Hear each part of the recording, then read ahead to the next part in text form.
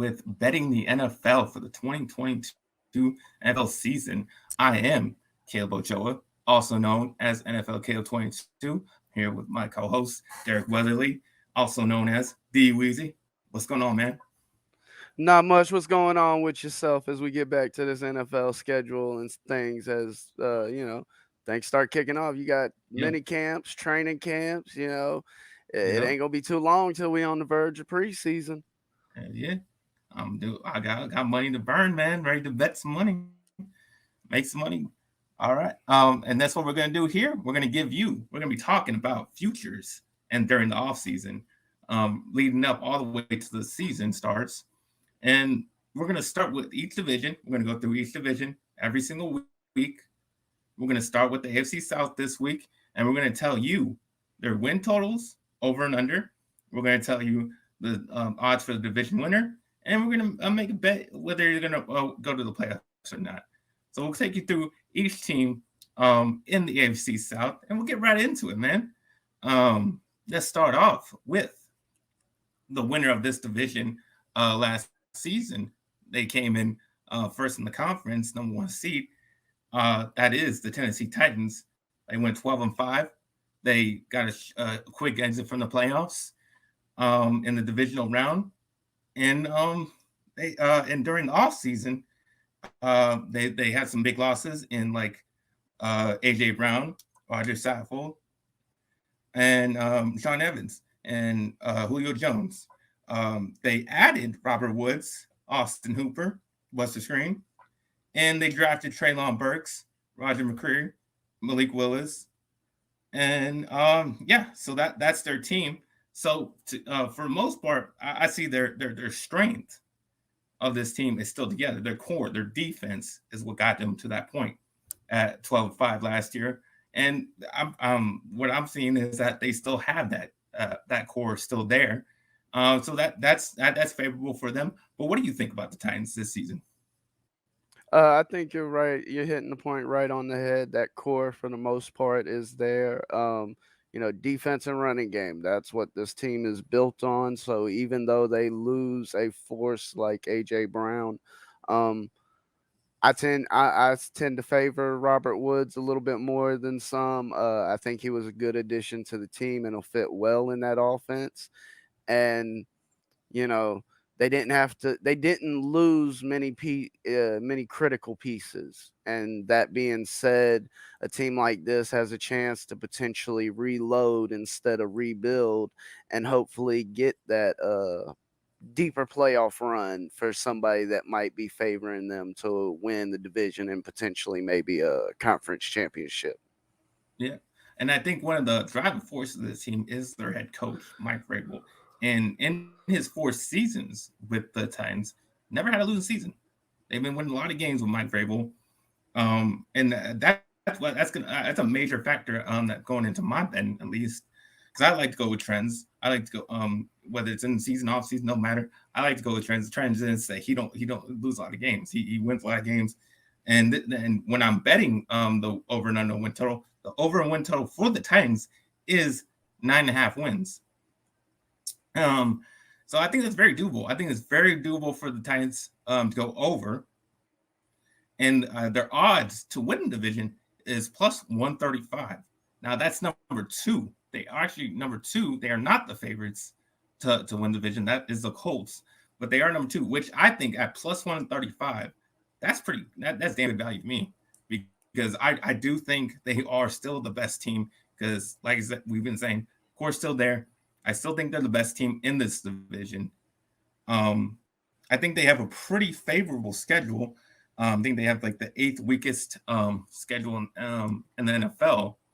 Um, I think they play the AFC South plays the NFC East, which I know y'all like to clown on my division, saying how bad we are. They do play them, so that's going to give them some wins. So I think they can gather up much wins. I will take the over 9.5 for the Titans. I will take them at plus 135 to win the division. And yes, I do think they will make the playoffs. What do you got, man?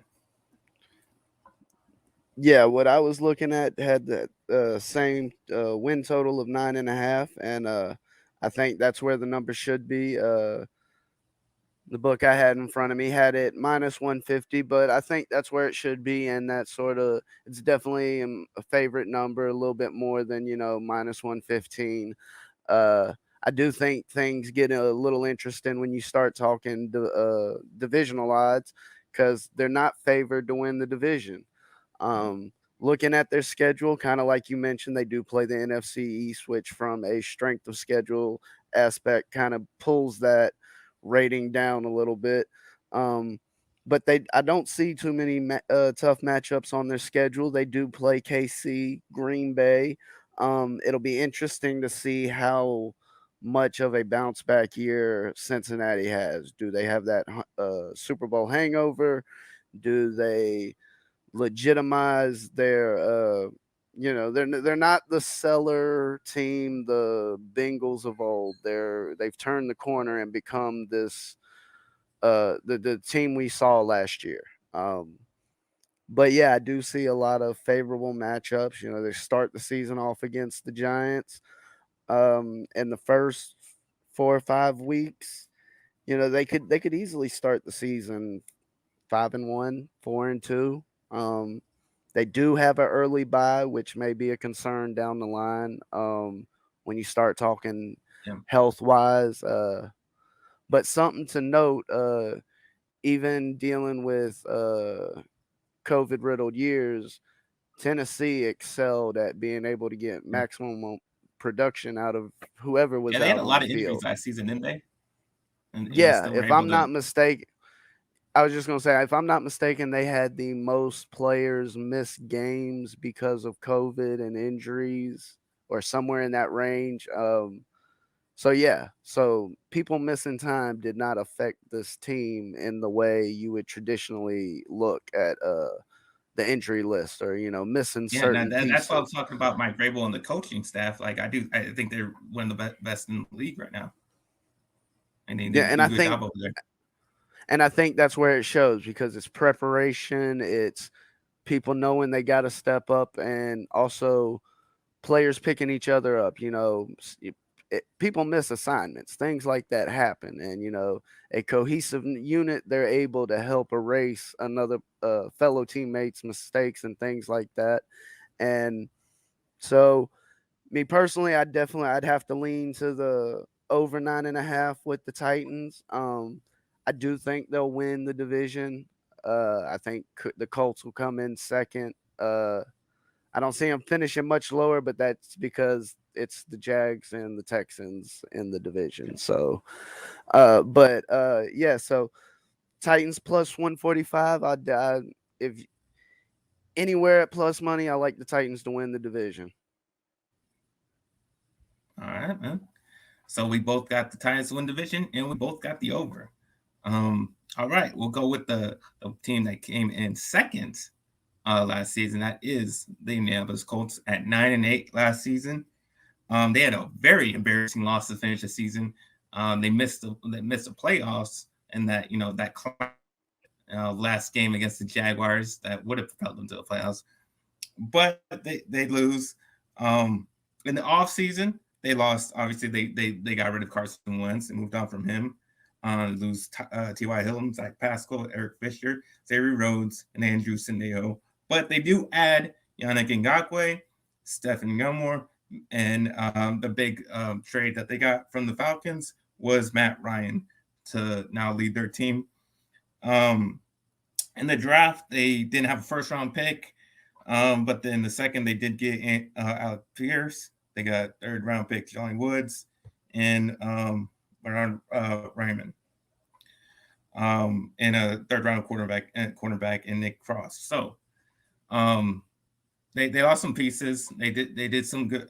They tried to at least replace them. Um, and they still have Jonathan Taylor doing his thing, which is one of the best running backs in the league right now. And but they keep doing the same thing. They do this every year. We're trying to replace the quarterback. They lost Luck. They went to Brissett. They went to Rivers. They went to Carson Wentz, and I haven't seen it work out. And they don't know how to get this team together because they don't have a quarterback. And that I think that's going to be the problem this season. And I just think there's just going to be more of the same. But what do you think about the Colts this season? I agree with a lot of the points you were saying, especially with the constant revolving door that they've had at the QB position. It's something similar, I've seen with my Carolina Panthers, where you got a top notch running back who either can't seem to be healthy, or even if he's out on the field, you can't get the W's in the way you want to because of the inconsistency in other places like the QB position. And when that's occurred with the Colts, even when you got good play, you didn't get that consistent play, and it wasn't enough to put you over the top. And in most cases, we're talking about a veteran, aging quarterback, um, and that hasn't worked out. And I think we'll get a lot of the same with the Matt Ryan at the QB position. Um, I think possibly the under 9.5 wins on the season is a way to go with the Colts. I do think they're a potential wild card team. But looking at their schedule, some of the matchups they have, like a New England, a Las Vegas, a Philly.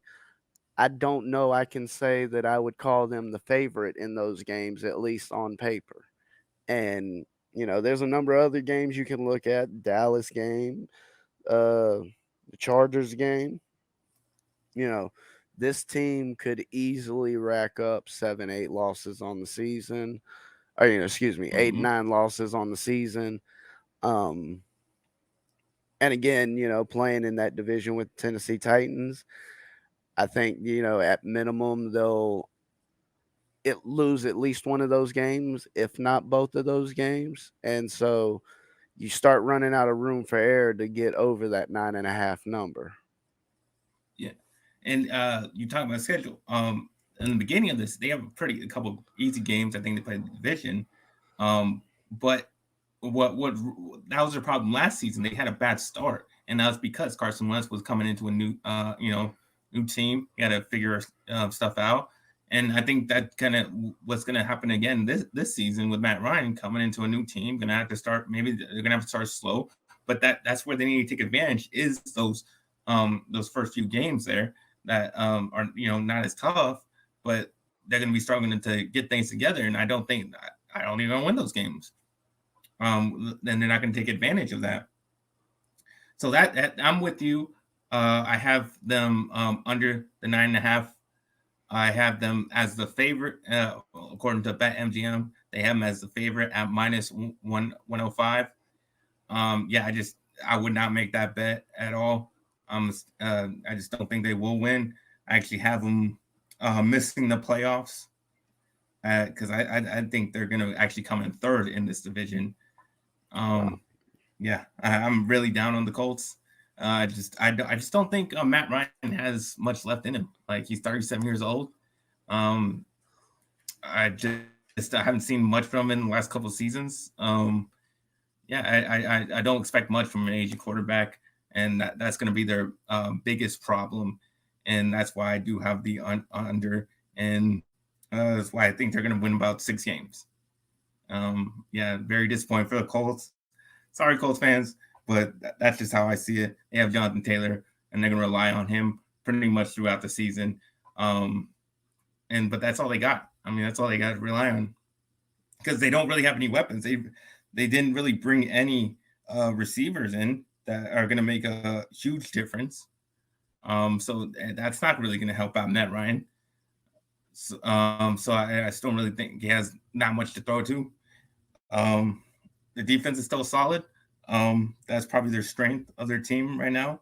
They're able to You pass rush. touched on a good point there, Caleb. In Atlanta, he had, the likes of Calvin Ridley, Mm-hmm. uh, Julio Jones. He may have still had Roddy White in his first couple years when he was a rookie or early in his career. I'm not sure off the top of my head. He had a Tony Gonzalez to throw to. He had true receiving threats. He had people that were a legitimate threat. You double cover them, and he's not going to have that in Indy. And you're going to have Nope. teams sinking down on the run because you don't have that vertical threat. You don't have that threat at QB to pick them apart. Again, not saying that Ryan will play the position badly or anything like that, but I don't think he was the piece that's going to get them over the top. I think it's a lateral move from Carson Wentz if it's not actually a regression. Yeah, I totally agree with that. So yeah, we're on the same page with the Colts, um, having the under and not winning the division. So I wouldn't away from that bet. All right, we'll move on to the third team that came in the third place team last year. That is the surprising actually that they came in third because most people had them at the worst team in the NFL. But that is the Houston Texans at 4-13. Um, they obviously they get rid of Deshaun Watson and all his problems. They get rid of surprise move. They get rid of head coach David Culley. Get rid of cornerback Terrence Mitchell, offensive tackle Marcus Cannon, DB TJ Green, guard one of their guards, and cornerback Lonnie Johnson. But they do add corner in Steven Nelson. They add a defensive end in Mario Addison, a couple of linemen, and Justin Britt, Carson Green, and AJ Can. And they decided to stick with Davis Mills as their quarterback, but they do have good draft picks from that Deshaun Watson trade, and they with that they got quarterback Derek Stingley in the first round, Kenyon Green the first round, and the second they got um, Jalen Price or Jalen Petrie and John Mechie in the third, Christian Harris in third round as well, and they got their new head coach, which is an old head coach, and Lovie Smith. So yeah, overall, I think it's a mistake. Well, I don't know if it's a mistake. I would say a mistake for this season, if they wanted to do anything this season, to stick with Davis Mills. But if they're looking for towards the future, which is probably what they're doing, then I think it's an okay move. Like that's probably what you want to do. See if he's any good or not. Because they didn't do anything in free agency. They didn't do anything in the draft, trying quarterbacks because this draft class wasn't very good, at least in the quarterback. So maybe they are looking for next season, and try to grab a better quarterback in that draft class. And so if that's what they're doing, then I'm okay with it. But what are your overall thoughts on the Houston Texans? Um, I agree with you with the logic you got there, talking about not taking a quarterback in this draft. As you said, the depth at the quarterback position in the draft wasn't great. A lot of holes, in my opinion, too many holes to fill with one draft. And unless you knew for sure that you had that guy, that you had a Andrew Locke, a you know some people might argue about Cam Newton being a franchise quarterback, but he was definitely not a bust for even a number one pick. You get an NFL MVP caliber player or a potential MVP caliber player. You know, they're more than just talented. They're getting production, even if that doesn't translate to wins. You're talking about very productive players in that sense, and so I think to say holding off on going after a QB in this draft and maybe thinking from the approach, we're potentially going to have a top 10 pick, if not a top 5 pick in the following draft, and there's a deeper QB draft pool. I just honestly, I think that's where their sights are set, trying to move on from the Deshaun Watson situation. Um, Honestly, I me personally, I've always sort of hated when you see coaches get canned after one season, regardless of the Definitely. circumstances, because it's hard to do much in one season, even if you got a good team. Like there are plenty of occurrences where a coach with a good team missed the playoffs, like had a bad season. Things like that occur, and so to just to flat out say, we've seen it happen with a number of coaches at a number of organizations across the years. You got 1 year and then you were canned, and for it to be, your first year to be the Deshaun Watson Yeah, situation. not great. I mean, yeah, there was no winning in that situation. Uh, I mean, so yeah, but Unfortunately, I don't think they're going to be able to rack up many wins. I do think there's a chance that they could flirt with the over on that 4.5. I think people are expecting the Jags to take a leap forward, and I'm not sure if we're going to get that.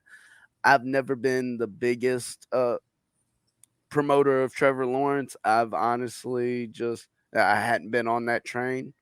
Um, and so I think part of where they're expecting a leap from a team like the Jags has to do with Trevor Lawrence. If that doesn't occur, you could see a team like Houston be able to steal a win or two in a divisional game. And then also you look at a couple other teams on their roster, they could potentially steal a game from a Philly, a New York, the Giants, a Washington. They play Miami. On paper, these are potentially winnable games, even for a team like Houston. Now, I'm not going to sit here and say they go out and win all these games, but when you Mm, talk about trying to cover that 4.5, um, you know, it, personally, this is with a team like them, it's not a number I would play at all. We're talking about ugly football, uh, but yeah, I think they could definitely get over that number, 4.5. Like I said, they ain't got to win many games. 5-12. 30% basically. So so I think you're taking the over or the under? I'm gonna have to take the over on that one. Okay. Okay. So the Houston Texans got the longest odds. Obviously, Vegas is not very high on them, but why should they be? They're at plus 2,500 for winning division, and they're obviously, like you just said, the 4.5 is the over and under. And I'm going to take the under. Um, I don't see any hope for this team. Um, it's hard to even say they even have any strengths on their team. They have a bunch of young guys, obviously with all their draft picks that they made, and they get an okay line, but not really many weapons at receiver or tight end. I think they're very lacking in tight end, or running back for that matter. So I don't I think it's the same thing with the Texans Colts. He's got nobody really to throw to. Um, but they are making obviously they did try to solve that by drafting Mechie and getting Connolly as a free agent. So, but I just don't think it's enough for this season. And also, if you see Lovie Smith's record, he's a 500 coach. He made it once. He's living off that one Super Bowl appearance, but he's a 500 coach. And in his last two seasons, he was 8-24. Pretty bad. Yeah, And he hadn't I coached NFL a I long ha- time. I hate to use the term, but Lovey Smith he's a program builder. He Mm. went in and turned Chicago around when the Bears were at a dysfunctional state. When he stepped away from the NFL level, because he was a defensive coordinator for a number of teams, uh, even when he wasn't a head coach. But he went to Illinois and pretty much turned their basically gave their football program ground to stand on. Um, and then now you see him back in the NFL, and it shocked a lot of people when it was announced. But yeah, we may not see the wins now, but I think Lovey Smith comes in and tries to put in the building blocks and some of the foundation that will help for wins in the future. Yeah, I agree with you. I think he can win in the future, but that time is not now. That is not this season, and that is not what we're betting. We're betting for this season. And in his first season with the Bears, he went 5-11. First season with the Bucks, he went 2-14. And I see that that's pretty much how it's going to go down this season. I think they win about 2 games. That's why I'm taking the under. No chance of winning that division, and no chance at the playoffs. And that would be my bet. Um, but yeah, so okay, so we differ on the over and under, but I think we're both on that they're not going to win the division or make the playoffs. All right. Yeah. I'm not willing to go out on that branch and try and say, yeah, no, I don't. Anybody that bets money on either the Yeah. Jags or Texans So to win the neither division or neither one don't conference, think they have really much of a shot. Yes, that's what But they need to be locked we'll up. move They on need. to the Jacksonville Jaguars, who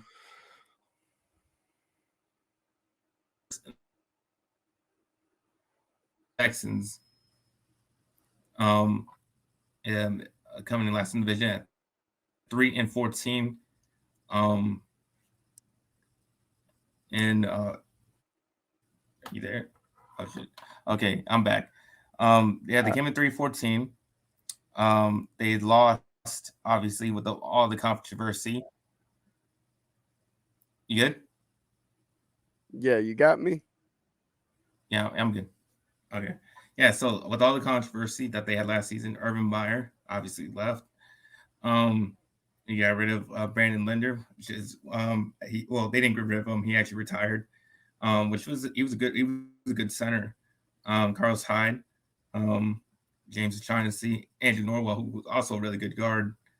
Um, so he lost a lot of depth on their offensive line. They lost things you can, but they brought in cornerback Darius Williams, tight end Evan Ingram, trying to replace some of that offensive line. They lost Brandon Scherf, and then they went heavy on receiver with Zay Jones and Christian Kirk. They got linebacker Foye Aluakon, and they replaced their head coach with Doug Peterson, Super Bowl winning head coach Doug Peterson. And in the draft, they got Trayvon Walker with the first overall pick. They got Devin Lloyd with 27th pick, Luke Fortner in the third round, and Chad Muma in the third round.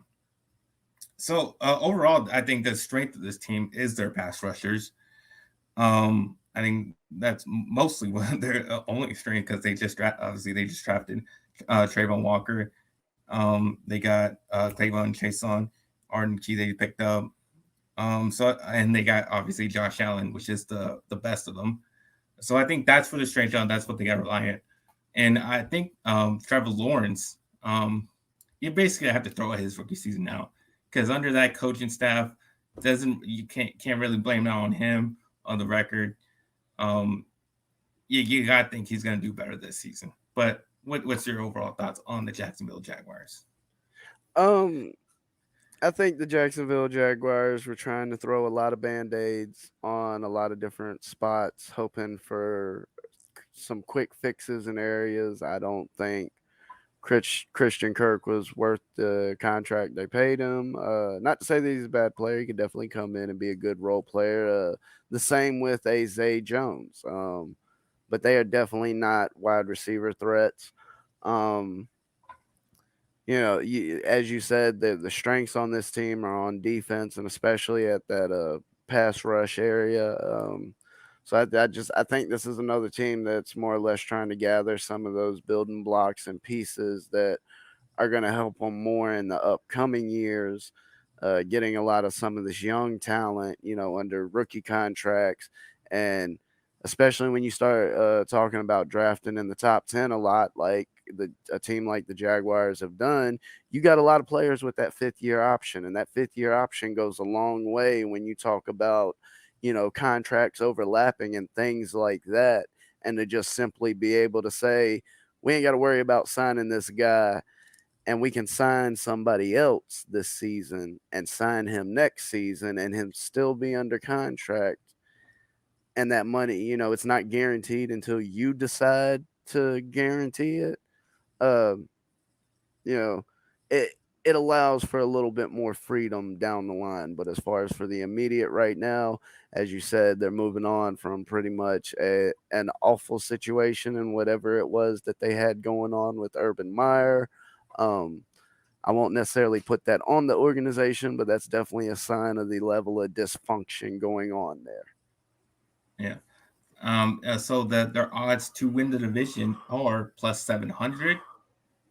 Their over under win total is at 6.5.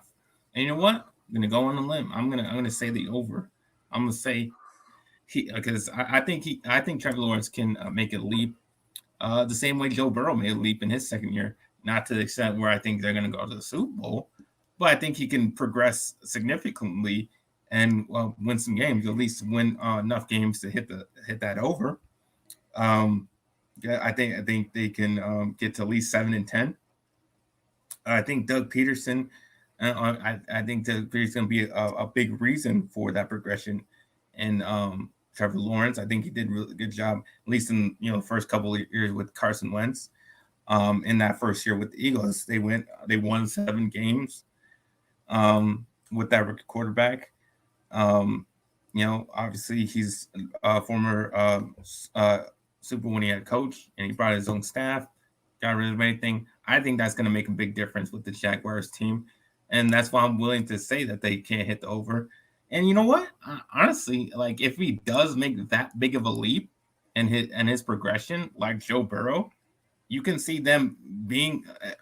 I could see making a bet, maybe throwing. I'm not saying you have to throw like few $100s on this bet, but you can put like 5-20 bucks on the Jacksonville Jaguars to win the division. Why not? It's at plus 700, not losing a whole ton. I think those are good enough odds to make a little bit of money.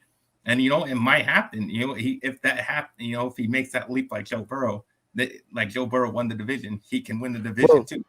I can give you an interesting scenario to kind of run with that. All right, now I'm not big on Jacksonville, but say Lawrence has something similar to the kind of leap in performance that you're talking about.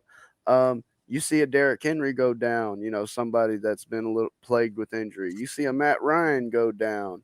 You could see some of these other teams not necessarily falter in the sense that they're going to end up in the basement. But when it comes to like a Jacksonville in division game, if you can catch your opponent a little banged up, roughed up, a few key people on the injury list not playing, you can steal a win or two. I mean, it is doable. Yeah, definitely. So what do you have the over under? I have the same their win total at 6.5. Me personally, I'd have to take the under. Um, I think if we do see that progression out of Lawrence, I don't think it's going to be able to translate to many wins because there, as we kind of pointed out, there aren't the pieces there to. He can throw the most beautiful pass, put the ball exactly where it's supposed to be, right on time when it's supposed to be there, and the wide receiver be the reason why it led to an interception that looks like the quarterback completely just overthrew him or something like that. Uh, so I do by no means do I deny Trevor Lawrence as a talented quarterback. I think I would just rather see him performing somewhere else because he'd have a chance to actually maybe maximize his abilities. Him playing in Jacksonville, I think he could get him a couple W's, but I don't think there's enough of a team around him offensively for them to get over that 7.5. All right. Well, we got through all these teams. Recap: I have the Tennessee Titans um, going over winning the division. Jacksonville Jaguars going over, coming in number 2. The Colts going to under and coming in third. And I have the Texans in last place, going with the under as well. What do you have? Yeah, I have Colts under 9.5, Titans over 9.5. I also have the Jags going under 6.5 and the Texans over 4.5. And something I found that I sort of like that I might potentially play is um, the Colts and Titans to make the playoffs. Colts minus 170, Titans minus 125. Uh, as well as playing the Titans to win the division. As I said, I think the Colts could end up being a wild card team for sure.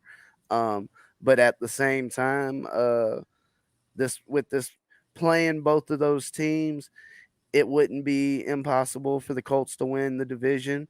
And even if they win the division and I lose that Titans division futures, um, actually still Mm-hmm. end up basically plus a unit because I got the Titans and the Colts both going to the playoffs. So as long it doesn't matter who wins the division. Now, of course, I'm going to be rooting for Titans to win the division, but it's a bit of a hedge play where it's not a traditional hedge play where one side of the play has to lose.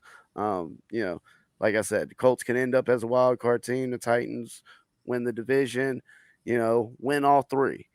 Come if it works the other way around, still winning 2 out of 3, walking away with at least a plus unit. When it's all said and done, you know, I can live with that. Yeah, and I wanted to ask you, how would you play futures? Would you rather do it early before the odds change, or would you rather do it like right before the season starts when you know all the injuries and who's actually going to be there and who's going to be starting and whatnot? How would you play futures? Um, with the fact that the preseason's been shortened down to 3 games, in the past, I think I may have wanted more wait till around that third, fourth week of preseason. But with the one less game, the playing your typical starters less, I think more the end of end of training camp. That's really when you need to evaluate what teams have critical issues at injury. You know, did anybody lose? It seems to happen every year, but unfortunately, somebody critical for a team is going to go down with some sort of training camp injury that was non-contact, minimal contact, a walk-through where something just popped, or But I definitely prefer before the season starts, and I think if you get looking at some schedules, there may be some room to potentially try and take advantage of some odds. I think it was like the Colts. You know, they play Houston and the Jaguars first 2 weeks of the season. Well, then they turn around and play KC, Tennessee, Denver. They play the Jags one more time, and then they play Tennessee again. So what? That's 4 out of their 6 weeks. They could easily catch a L, but those first 2 weeks they could easily start 2-0. You come in Yeah, at that 2-0 mark somewhere after week 2 before week 3 kicks off and find the under on whatever their current total wins number is. The number may be moved up a little bit. Uh but but if then it's you get still caught like I mean, Panthers started off 3-0, so they were looking hold up. good. Well, yeah, no, I was somebody that had the Panthers going under from the gate, and when they started 3-0, yes, I came back with the under. And so, even if you're not on the Colts as a under, as I am, it still opens that door to either get better odds at that 9.5, or potentially get a 10.5 number, or maybe a flat 10.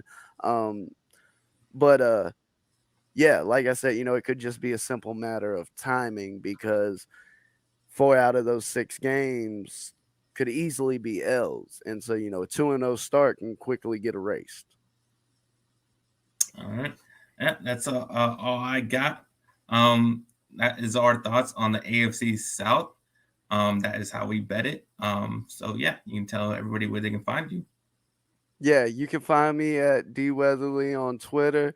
And I also have a channel here on YouTube, Backyard Action Media, where I post a lot of sports betting content. And I currently have videos going up every week on Sunday, plus pop up videos here and there. All right. And you can find me at NFLKF22 on Twitter and Instagram and on this channel doing various reviews and whatnot. And yeah, we'll be back next week. We'll be going over the AFC East. Um, and we'll do all the same. We'll go to the same routine. Win totals and division winners. So tune in for that next week. See you.